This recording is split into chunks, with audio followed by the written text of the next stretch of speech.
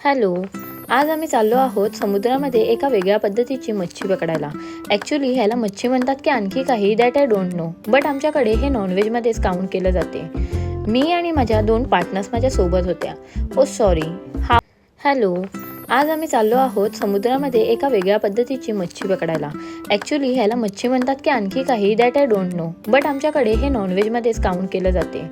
मी आणि माझ्या 2 पार्टनर्स माझ्यासोबत होत्या. ओ सॉरी. हा वाला पार्टनर्स पण आमच्यासोबत होता. ह्याचं नाव आहे बिबट्या, कारण हा खूप चपळ आहे. माझ्या गाडीचा आवाज ऐकून कितीही लांबून धावत माझ्या जवळ येतो. तर आज ज्यासाठी मी समुद्रावर आली ते सांगते. आमच्या किनारपट्टीला समुद्राचा खडतर भागाला आम्ही दर्या म्हणतो आणि त्याच दर्यामध्ये खुबऱ्या असतात. तेच आम्ही घ्यायला आलो होतो.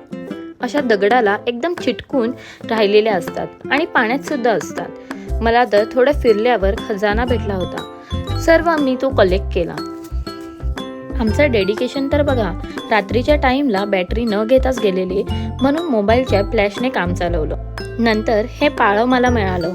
आता ह्याला तुमच्याकडे काय म्हणतात ते मला कमेंटमध्ये नक्की सांगा. छोटी मच्छी सापडली, ती घेतली.